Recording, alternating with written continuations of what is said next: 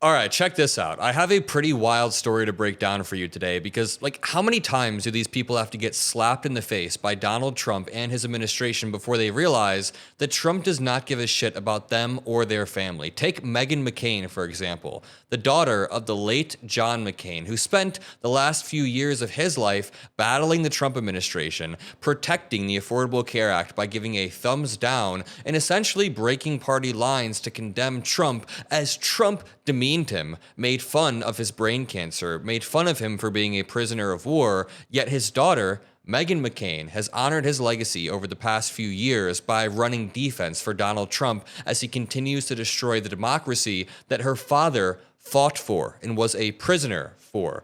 But here is the story, because after Trump began a medical massacre over the past few months, which is what I want to call it. It is a slaughter of medical research, and he's erasing decades of progress. Meghan McCain is now realizing what she voted for. So let's start from the beginning. She said on March 4th, when Trump gave his joint address to Congress, "This is the first time I can remember crying during a State of the Union. Thank you, President Trump. This is so beautiful. Anyone who has been impacted by brain cancer knows how special this is." Now, any amount of gratefulness that Meghan McCain had for Trump is now gone because of what happened in the following few weeks. That was the medical massacre. A medical massacre ensued as Trump cut research grants for all of these brain cancer. I mean, even if we take a step back, Trump made fun of John McCain or made remarks about his brain cancer. So how can Meghan McCain possibly say that she was crying because Trump cares so much about brain cancer? It's absolutely terrible.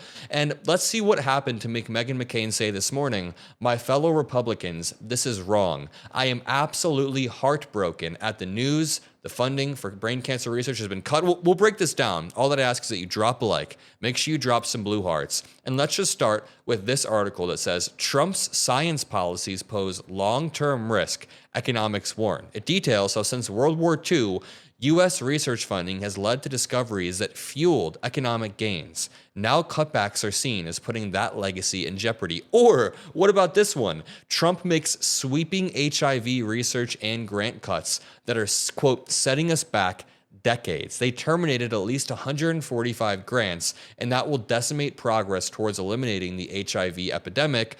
But I mean, who cares when the CDC's communication channels have been basically nuked by the Trump admin as well? Obviously, I say that sarcastically. It is all an absolute mess. Or what about this article? This may be one of the worst that I've read. It says, "Trump honored a cancer survivor. The boy's doctor now face his budget cut." And this relates back to what Meghan McCain is talking about. I'll get there in 1 second. But you guys saw that 12-year-old dude in the cop uniform, right? He was there during this joint address to Congress, and he had brain cancer. He has brain cancer. He still does have brain cancer.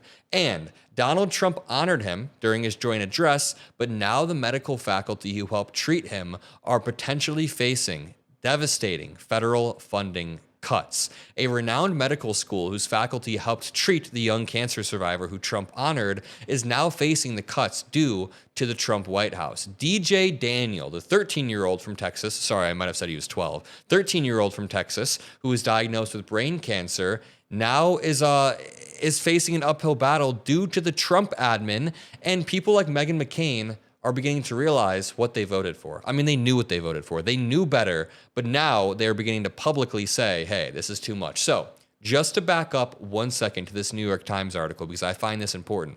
President Trump's tariffs could drive up prices. His efforts to reduce the federal workforce could increase unemployment, but ask economists which of the administration's policies they are most concerned about, and many point to cuts to federal support for scientific research. I've been trying to find out how to cover this story in a way that will really go viral and show people the danger. And I think this Meghan McCain framing is perfect because she talks about how it affected her father and people that she knows. And it's off the back of an overnight medical massacre of research, medicine, and the very backbone of American innovation. So this part's important. At least 2,000 NIH grants have been canceled. Let me repeat that. At least 2,000 NIH grants have been canceled thus far. We've seen entire departments gutted. We've seen life-saving projects, whether it's HIV prevention, like we were just talking about, or adolescent stress relief, or rare genetic disorder research. We've seen all of that just snuffed out with zero warning whatsoever overnight. Elon Musk even said in the Oval Office, "We accidentally stopped funding for Ebola, but things happen, mistakes happen." That's not efficiency, that's terrifying. So after all of this happened, Meghan McCain is now not as grateful as she once was. She said, "My fellow Republicans, this is wrong. I am absolutely heartbroken at the news. The funding for brain cancer research has been completely cut from NIH. My father and millions of others have been treated there for glioblastoma and other brain cancers with miracle doctors and nurses." Literally miracle doctors and nurses. Like, I don't understand. Religious conservatives then run defense for that. I mean, if you think that God is trying to save people, which he should be saving his children, medicine is the way that he's doing that.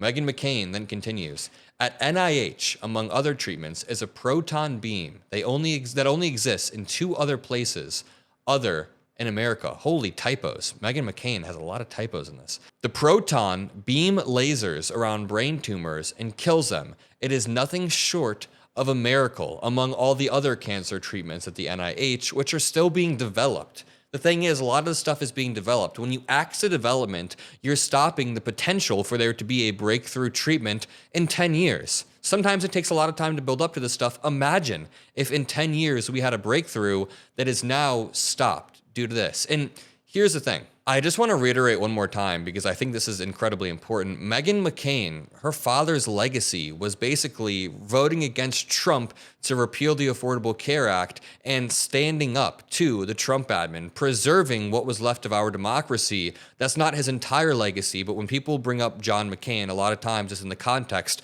of his final years and the way that he stood his ground in an incredibly powerful way. But now his daughter is enabling the same forces that are undoing John McCain's legacy. We'll keep the legacy strong, but I mean, while Meghan McCain is kind of just now catching on to what's happening, Trump has already fired 24% of the health workers at the HHS while putting RFK Jr. in place. Like, watch this clip. This is the head of the HHS. And I was at the bottom of my class. I started doing heroin. I went to the top of my class. Suddenly I could sit still and I could read. And I was at the bottom. That is what I love to hear. You heard what he said, right? He said, "I was at the bottom of my class.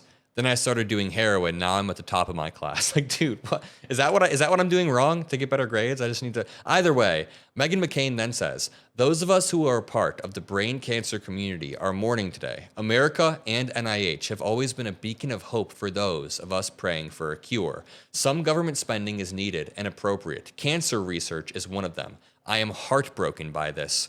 Heartbroken." And I just want to say, this is what it looks like when cruelty becomes policy. This is what happens when the American right embraces anti-intellectualism, not only as a tactic to like wage culture wars, but as a governing principle. When they were doing the anti-intellectualism stuff and saying they were anti-wokeness or whatever, that was different than like people sending out tweets or whatever. When you're actually enacting policies that cut brain cancer funding, that is next level. And what's truly frightening is how quiet some of the backlash has been due to all of this distractions between the people being deported illegally, between the tariffs and Signalgate.